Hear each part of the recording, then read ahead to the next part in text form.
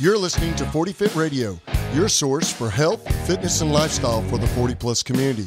This is your host, Darren Deaton. Welcome to the 40 Fit Nation.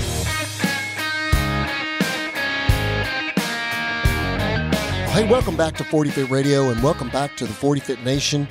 I've got Coach Trent and Coach Charity in the house. Good Hello, morning. guys. Good Morning. We're going to talk a little bit about your perception in your fitness program and how you perceive where you are in your program and how valuable perception is so that you can be successful in your program. Because one of the things that we find with our client base is that sometimes people get bored. And sometimes people get to the point to where they think what's the next big thing, guys? Yeah. You know, where am I building to? What is the precipice? You know, isn't that a big word for meaning the peak? Well, right? well, precipice would be like the ledge. They're on the that's precipice. Right. That's right. And it's like they're looking for the peak. Yeah. The next okay. peak. Okay. Yeah. I got you. Gosh, darn it! I got to get that source back out. But yeah, so they're looking for the next big thing. You know, the thing that's just going to blow their fitness away. And we see it on Instagram. We see it on Facebook. We see it on TV. We see it in pop culture. Wait, is it that guy? He's a doctor. Yeah, and he's yeah. got the bands, like the lifting bands. Oh yeah, for the you bar. seen that guy? Yeah, He told obviously built that body off those bands. Yeah, he told me that I don't have to lift weights. It's more effective to use his bands. Yeah. It's really interesting. He's a doctor. Right. Did you know he's a doctor? Who is It would be this? hilarious if he has I think he's a chiropractor, actually. It would be hilarious if he had a PhD in marketing. And I'm not So he's I'm a not doctor. ragging on chiropractors because they are doctors of chiropractic. Yeah, But they're yeah. not MDs or DOs. They're a doctor of chiropractic. But okay, that's another podcast. But basically, I think, you know, human charity, you were saying it earlier, a little off podcast, and that is that people look at their programming as if, you know, all right, I'm going to go in, I'm going to work out, and boom, now I got the result. Yeah, or like it's just a set of movements. Right. Right. And really what it is that what I want to do as I bring a client into programming or I bring a client into our care or our training, I want to slowly but surely not only shape them physically, but shape them mentally so that they can develop a better mindset for long-term success in their program. And a lot of that is built off their perception, how they perceive what are the results, what are the benefits and the risk to their program along the way. What are they going to have to do? How long is it going to take? You know, I tell my rehab patients all the time when they come in, you know, I have a patient right now, she just ripped her ACL out. She ruptured her ACL snow skiing. And she's a little bit older client. She's in her late 40s, early 50s. And she's like, well, I think I'm just going to go get an ACL reconstruction. I was like, well, you know, the literature's pretty clear now that if you'll just get really strong and if you have no instability and no pain, you may not have to have an ACL reconstruction. She was like, really? I was like, yeah. And she's like, well, I just kind of want to get it over with. And I was like, well, guess what? If you have an ACL reconstruction, it's not get it over with. It's 6 months of rehab. Right. And so to get back to where you can get back on the slopes, a minimum of 6 months. We'd really like for it to be 9+ months because the re-injury rate drops through the bottom after 9 months. But it's that perception that we have to shape early on with that client. And so what we wanted to talk a little bit about today on the podcast was, what is your perception? I mean, what are you doing to get what you're wanting? And do you have the right perception? And do you understand that, like Charity said earlier, you are building a masterpiece, a piece of artwork, which is your own body and your own fitness and health. What is the cost of doing that? What is the expectation? And what's the timeline? You know, because it's different for everyone. Yeah, it's true. You know, Some people just they're fine with, they get to one spot in their life and then they're fine with just kind of maintaining that spot. Hey, I'm not going to be like, you need to do more. That's, you do you. This is not an argument. We're not trying to persuade people. At least you're doing something, right? But for those of us that push the extreme and then we get to the point where we can't push that extreme anymore, our perception has to change on what we need to do to maintain a healthy lifestyle. So there's that person. And then there's the perception of, I don't know where to get started and I'm morbidly obese and I just don't feel like I can get started.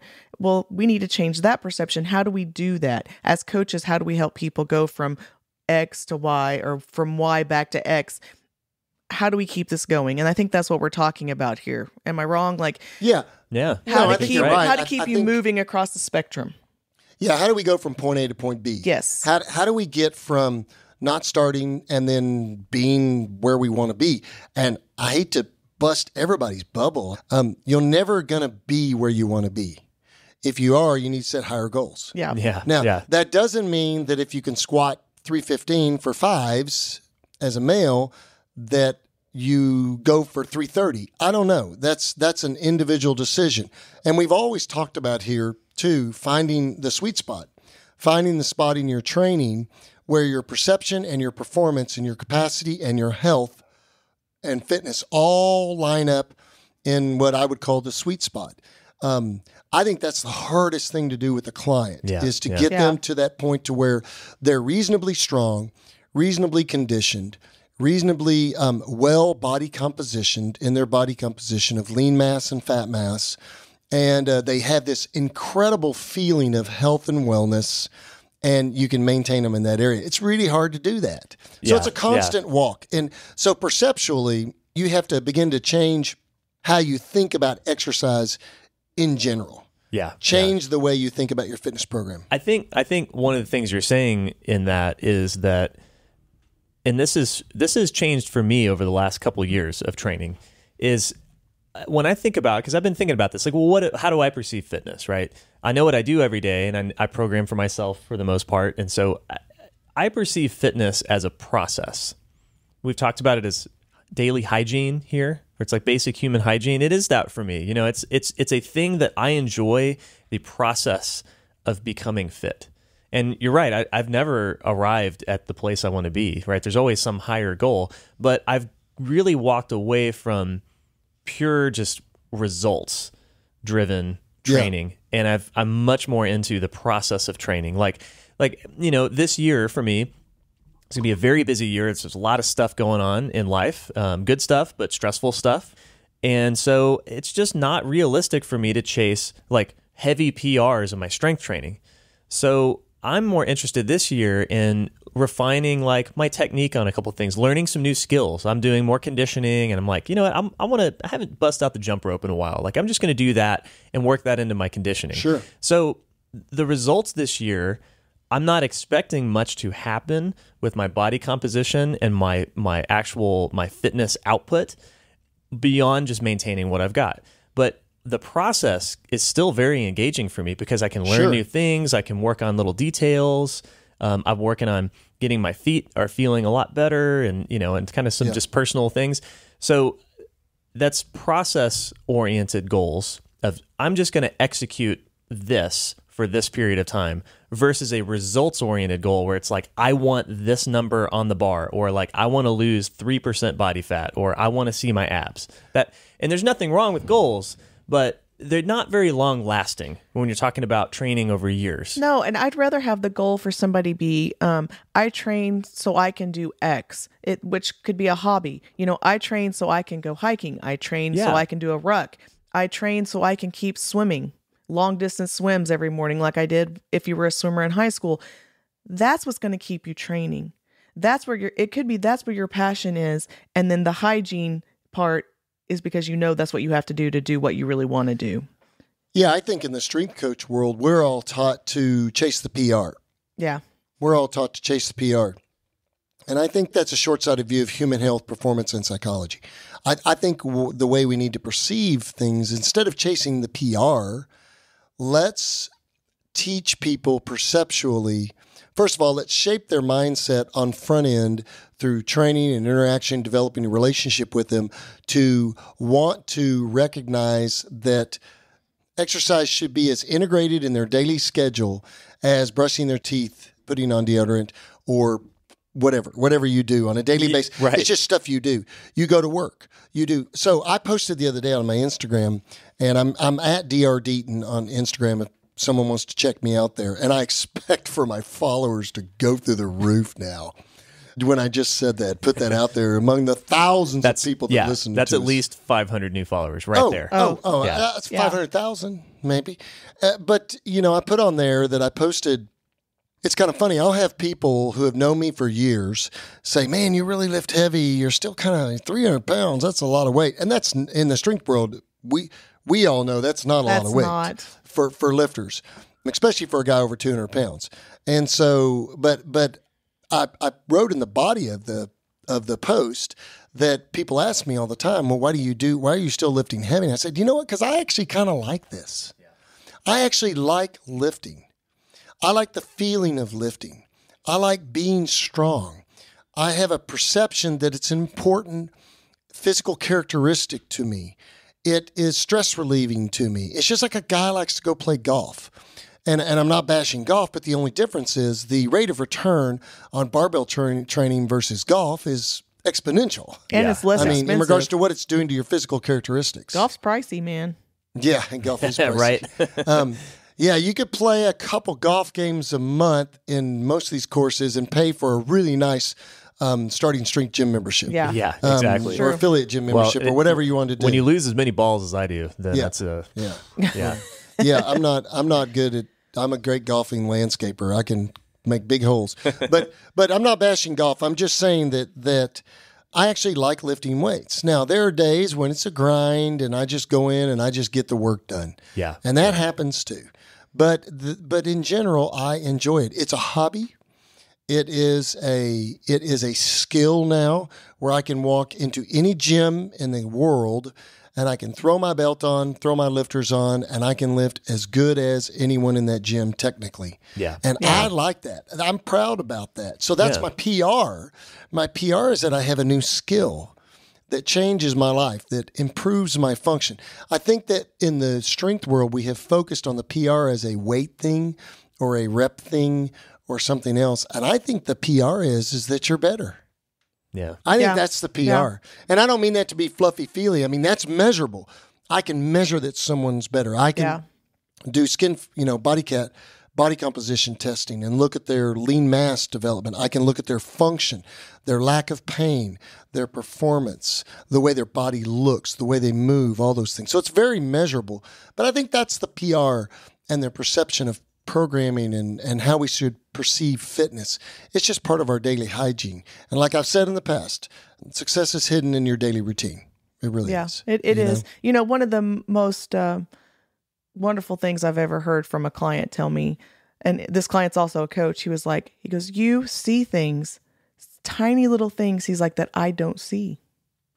And on the days when coaching seems a little boring or I feel like, this is repetitive, I have to remember those things that I'm really good at what I do and seeing those reps. And that kind of brings the perception back to, it's an art. I have a skill that I have worked really hard to obtain, and that'll boost it back up. You always have to go back in your mind and think about where you started and why you do it. For, I think, anything. If you've been in a job, well, Darren, you've probably done that. You've been a doctor for so long. There's some days he's going in, he's like, I'm going to see the same thing. It's just because somebody knew. And you have to go back and understand, why did I choose this field? And why do I keep coming in here? What could I do better? If you allow your brain to stay in a position where all you can see is the monotony of it, you will fail. Yeah. You will absolutely fail. You are harming yourself at that point.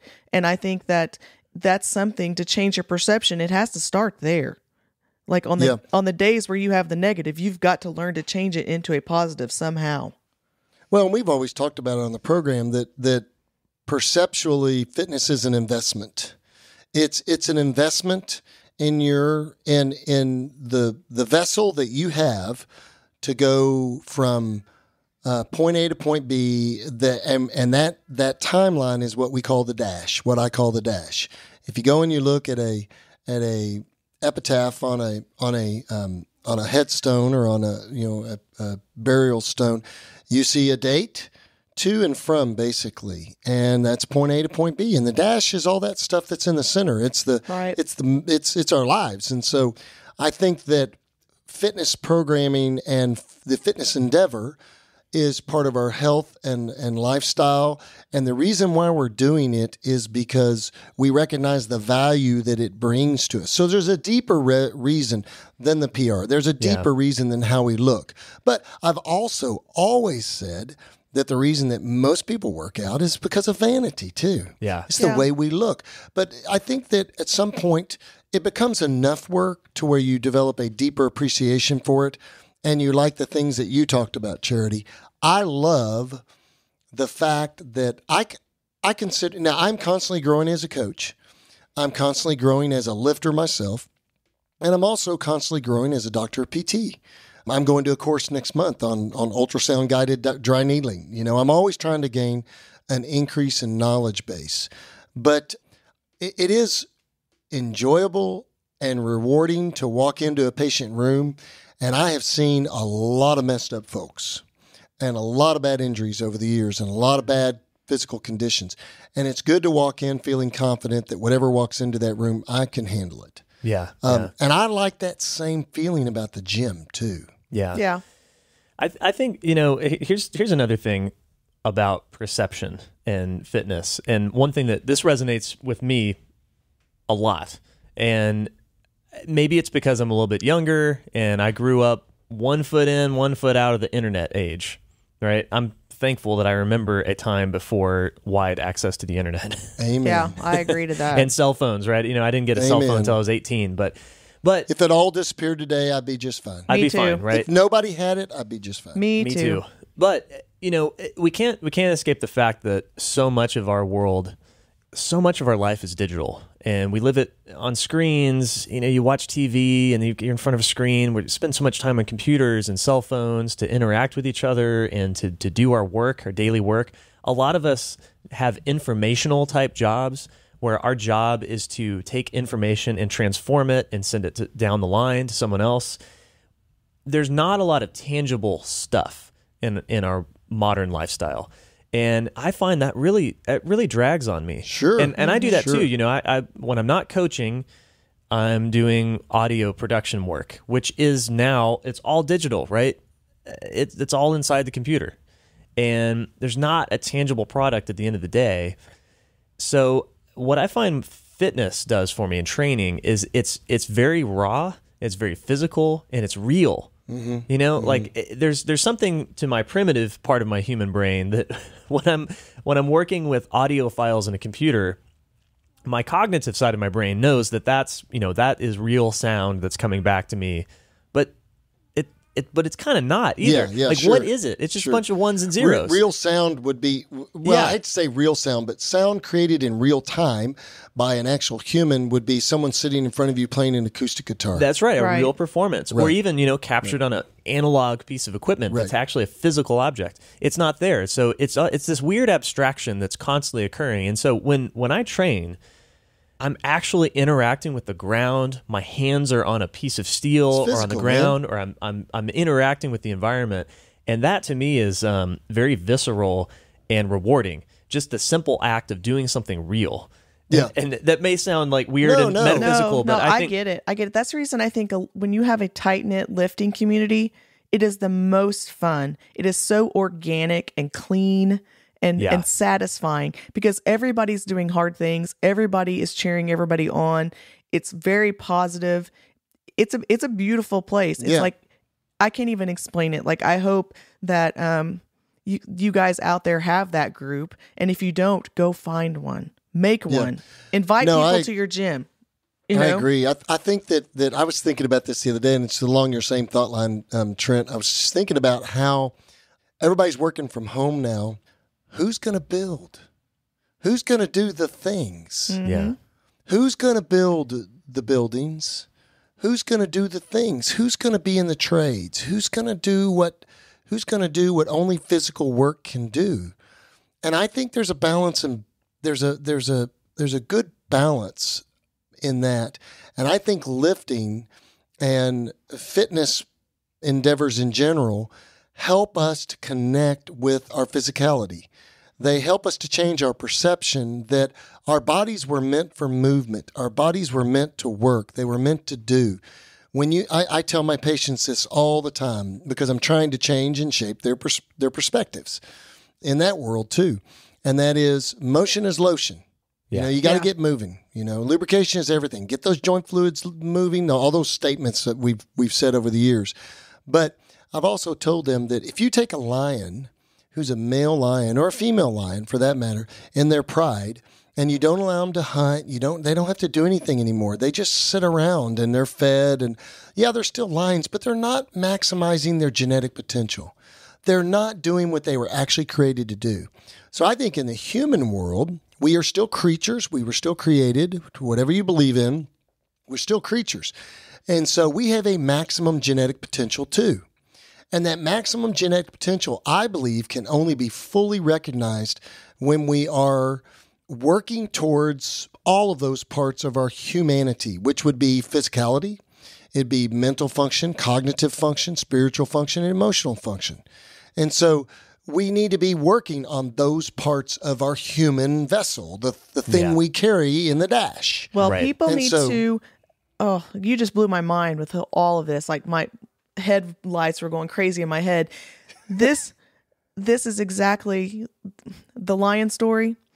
You put a lion in a zoo. Everybody's been in the zoo and we've looked at that little guy. Yeah. He's sad, friends. Yeah. That sucker is sad.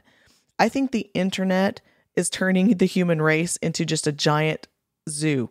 All we are focused on the computer. You're just heads in there. The information you get, you're not doing anything. You're not being active. You're not having experiences. Yeah. And I mean, and we need technology. We're doing this podcast right now through technology. But when I leave here today, I'm heading to the ranch and I'm going to grade dirt and I'm going to clean up stuff and I'm going to clean stalls and then I'm going to saddle a horse and I'm going to check cows on one of my horses. And I mean, I need that part of my life. Yeah. I need the barbell lifting. I need these things. You could look at that like some people are looking at fitness like, oh, again, I gotta rake out the stable again. Yeah, you know, and there's a part of that work that is work, sure, but there's a part of that too that as an older guy, I'm starting to realize the fact that I can still do that stuff, that I can still express myself physically. I think that again, we're talking about perceptions here today, guys, and just be glad, be thankful, and be glad and be blessed that you still have the ability to express yourself physically. Get out there and start a program. Start a fitness and health program. Find good knowledge-based resources that are science and logic and reason-based, like this podcast. That is why I started this, because I saw people, specifically in my family, my parents and other people, who just didn't express that physicality. They didn't. They saw what I did as, oh man, you're crushing yourself. And I'm saying to them, I'm maximizing my genetic potential. Yeah, right. I'm using that part of my body for what it was meant to be used for. Now, we can use that out of balance too. Sure. Too much of a good thing is a good thing, period. I mean, it can be. And so again, we talk about developing balance in that. It's moderation. Moderation. Yeah, because you can do it forever. You know, if you learn how to be reasonably strong, reasonably able, expand your mental capacity, express your emotions, love others, spend time with others, grow your knowledge base on a gradual basis, on an LP, that's the life LP, isn't it? Yeah. The life linear progression. Yes. And you just gradually grow over time. You look back, and I'm looking back now, I'm about to have a grandkid, probably this week. You look back over time and you go, wow, I'm not even the same person I was, but it's so gradual. Right. Yeah. Where does the time go? You know? And so, but you got to do the work. Yeah. You got to do the work. I heard a story I want to leave you with. This last thing I'll say on the topic. This is in Online Great Books. You know, I've mentioned it before. I'm a member of Online Great Books, where we kind of have a small, tight-knit community, and we read the classics of Western civilization. Amazing husband owns Online Great Books and is the founder. That's right. Yeah, Scott Hambrick started that one. It's really fun. But someone shared, one of our members shared a really cool story. So his grandmother or great-grandmother, I think it was great-grandmother, wrote a memoir of their family. She kind of was like the family historian. You know, she would just write like the things that the family would do, just typical things. And I don't know where she's from, somewhere in the Midwest, I think. But it's talking about life in like the late 1800s. And he was like reading this memoir. He's like, you know, it was pretty hard physically. And so he's talking about these women getting ready for like this woman and her sisters and the rest of the family getting ready for church, right? And so they're getting dressed. It's Christmas time. They're going to an evening service, and it's cold outside, right? So they walk outside and they've got like a 3 or 4 mile walk to get to the church. So they get outside, it's frigid, but the sky is clear and the stars are out. And she's writing about seeing the stars. Like, wow, isn't this amazing? Like, we're freezing right now. This is not comfortable. But it's like, wow, look at the stars out here. And you can smell the trees and as the wind blows through. And it's just kind of soaking in the beauty of the night on this 3 or 4 mile walk. And she's like, later in her life, reflecting on the fact that it's like, well, now you get in a car and you drive to church and you miss all that stuff, right? That was a regular part of life back then. Just the little things, right? All we're doing is going to church, but we still have to walk 4 miles to get there or whatever it is, right? That's something they didn't even think about. It was just part of everyday routine. But that's part of this like realness, this like taking in the real world. And I think that's part of what fitness can be for you, what training can be for you, is it's your little way to just experience real stuff. And maybe you kind of like, I don't know, sometimes maybe you have these little breakthroughs where like marvel at the fact like, wow, like this is a thing that I'm doing now that I couldn't even do 3 months ago. I had no idea how to do this. Like, look at the skill that I've built. Look at what my body was capable of doing here. So there's space in your training to find those moments. And I think that if you can try to look for that stuff, you can find motivation long term. Yeah, no, that's great. Yeah, that is good. Jody, you got anything? No, just that, experience, like Trent said, everything. Not only do, but smell, see, feel. I mean, there's more to the experience than just doing the action itself. And if you combine all of your senses and use them to your genetic potential, like we've been talking about, you can perceive and experience things with a lot more, fierceness. Yeah, joy. Joy, robustness. Right? Robustness, yes. I just heard in the background Scott was pouring you a cup of coffee. I heard it on the microphone. I hope that our listeners could hear that. But when I heard him pour it, I could literally almost smell it. That's how things in our life that we recognize. I think that fitness training, and we'll just specifically say strength training, because that's what we promote a lot of here, but our fitness programming, expressing our physical capacities, is that powerful to us. When you walk back in the gym and you do the activity and you do the work, but you got to do the work, folks. You got to start and you got to change your perceptions about what your goals are in your program and what you want out of your program. Don't look at it as something that you're going to do this year. You're going to get your fitness program started and do it this year. And by the end of the year, you're going to be just the person you need to be. Maybe change that perception. Just say, you know what? I'm going to get started and I'm going to start that walk. I'm going to work on the dash. I'm going to work on that time to where I am expressing myself physically in a fitness program to help my health and fitness so that all the rest of my life in the future can be more enjoyable, so that I can do longer, so that I can be longer in some cases, so that I can have better health and fitness. And so that's really what we wanted to talk about today. I know it's some ramblings, but it's important ramblings. And it's what helps you get in the game and stay in the game. I've been in the fitness industry for over 30 years now. My wife and I met when we were 19 at a health club. And I was a fitness trainer. I knew absolutely nothing. I was a high school kid in college, just starting college. But it has been my life's work. And one of the things that I think that has helped me stay in the business and stay personally physically active through lots of problems, lots of health problems throughout the years, different surgeries and everything, is that I don't see it as something that I'm doing today for today. I see it as something I'm doing today for the next day and for the next day and all the tomorrows. So thanks for joining us here on the 40 Fit Radio podcast today. Thanks for joining the 40 Fit Nation. Get out there and change your perceptions and get started in your fitness programming. You can check us out on Instagram at 40 Fit Radio. Email us info@40fit.com. Check us out on Instagram personally too. We all have Instagram handles. And you can also go to Facebook at 40 Fit Nation. Thanks for joining us, and thanks for being part of the 40 Fit Nation.